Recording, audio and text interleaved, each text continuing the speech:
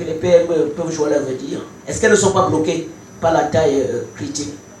Je sais que le président Yama, dans son intervention, va fustiger les banques, mais je voudrais qu'il aille au-delà de cet aspect des choses et de...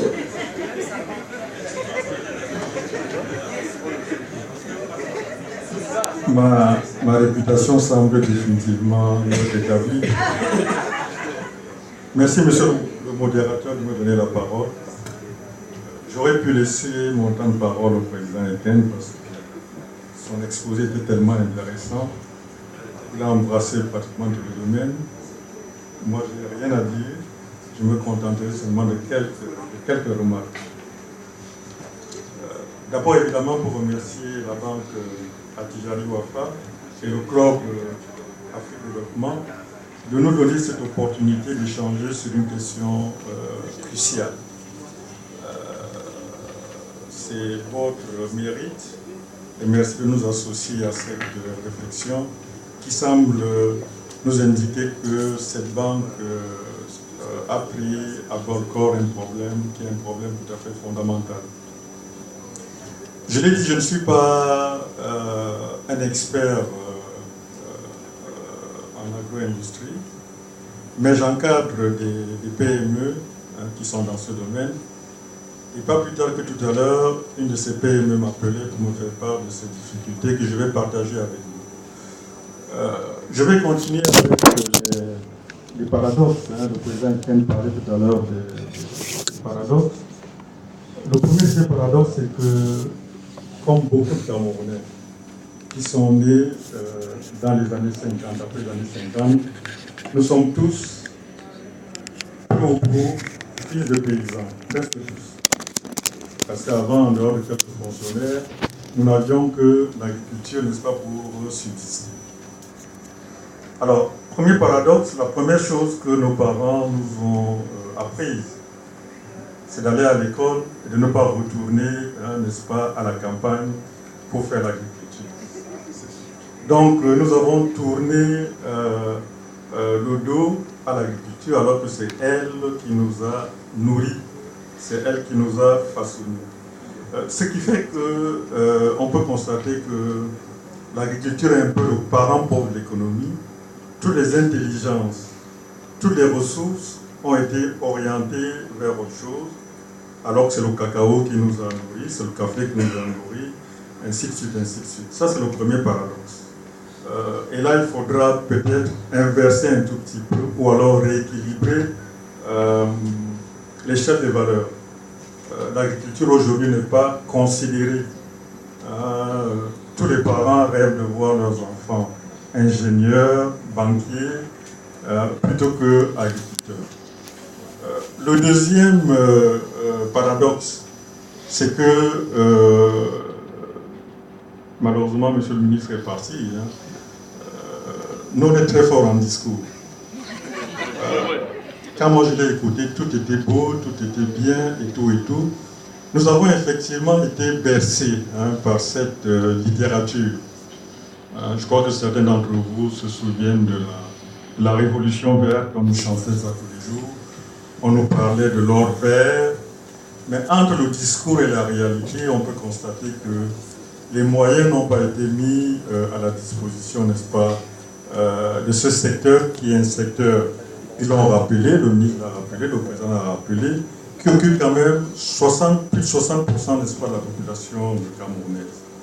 Et qui, s'il avait été véritablement bien encadré, on n'aurait pas de problème de chômage au Cameroun. Parce qu'il est quand même paradoxal qu'on ait autant de terres arables, qu'on ait autant de jeunes, et qu'on ait un taux de chômage aussi élevé. Ça, c'est également un paradoxe. Le troisième paradoxe, il a abondamment cité, c'est l'énorme écart qu'il y a entre le potentiel. Nous sommes un pays de potentiel. J'ai même failli dire que nous sommes un pays virtuel. Nous avons tout. Nous avons tout. Mais rien ne se passe. Quand on voit les résultats, il n'y a absolument rien ou très très peu. Il s'agit donc d'essayer de quitter le discours, n'est-ce pas, pour transformer cette virtualité ce potentiel en réalité concrète. On nous a indiqué le fabuleux trésor qu'il y a dans l'agriculture. Mais oui, Président, concrètement, les CAM, qu'est-ce que vous, pour les PME, qu'est-ce que vous faites pour que cette situation change justement? Bon, nous nous contentons pas de faire discours. Ce que nous faisons, c'est que nous essayons d'encadrer nos membres. Je vous disais que juste avant d'entrer en salle, j'ai un de mes membres qui m'appelait. C'est quelqu'un qui vient de la diaspora. Il avait un tout petit peu d'argent. Il allait acheter du terrain dans la zone de Kribi. Il a voulu commencer à faire du cacao. Il a mis tout ce qu'il avait comme économie, près de 150 millions, ce qui n'est pas rien. Il a acheté un peu de matériel agricole parce que, comme il a dit, on ne peut pas continuer à travailler avec la hausse, ça c'est pas possible. Ça c'est pas possible. On nous a parlé de l'agriculture de deuxième génération. On a même créé une usine à 100 mm de tracteurs. Je ne sais pas si vous savez ce que c'est devenu. Elle a disparu. Bon, on me signale que c'est à Bolova, mais disons que c'est quelque part dans le sud. Donc voilà également un certain nombre de paradoxes. Donc, il y a d'abord un premier problème qui semble évident, mais qui ne l'est pas du tout, c'est l'accès aux terres. Je suppose que le GICAM va en parler. Nous avons beaucoup de terres, mais il est très difficile pour un Camerounais d'accéder aux terres. Lorsque vous prenez la route, vous voyez des espaces, mais ne vous amusez pas à commencer à les débroussailler parce que les gens vont sortir de partout avec, n'est-ce pas, des machettes et tout. Il faut déjà régler donc ce problème de l'accès aux terres. Il y a un deuxième problème qui est le problème du machinisme. L'État a, en ce qui concerne le génie civil, a eu l'excellente idée d'acheter du matériel de génie civil qu'il mettait à la disposition, n'est-ce pas, des entreprises de route. On pourrait faire la même chose en ce qui concerne l'agriculture. C'est-à-dire que l'État pourrait avoir un parc de matériel agricole qui pourrait être mis à disposition d'un certain nombre d'opérateurs dans ce domaine. Et d'ailleurs, je me rappelle qu'il y a quelque temps, l'État avait, je crois qu'il y a un représentant de l'État ici, avait essayé de promouvoir ce qu'ils avaient appelé des exploitations agricoles de moyenne importance. Mais ça n'a pas prospéré.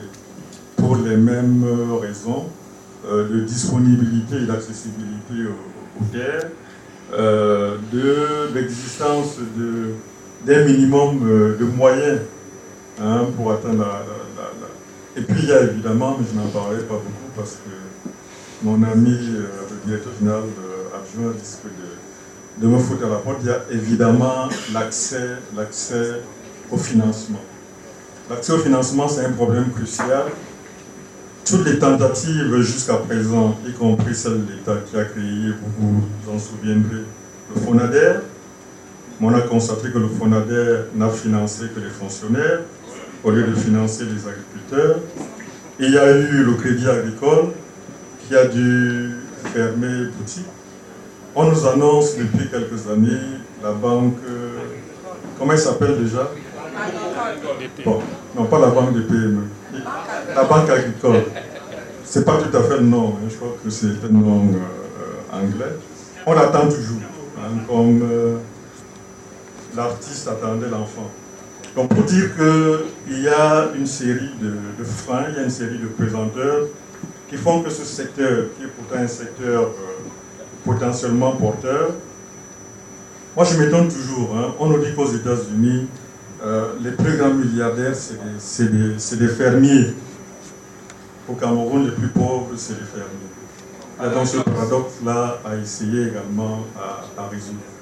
Monsieur le directeur général, monsieur le modérateur, voilà les réflexions que je voulais partager avec l'assistance. Comme nous n'avons pas beaucoup de temps, je suis prêt à revenir éventuellement sur certaines de ces problématiques. De toutes les façons, à la fin de notre panel, on va essayer de réserver 5 minutes au jeu de questions-réponses et comme ça, vous pourrez rebondir.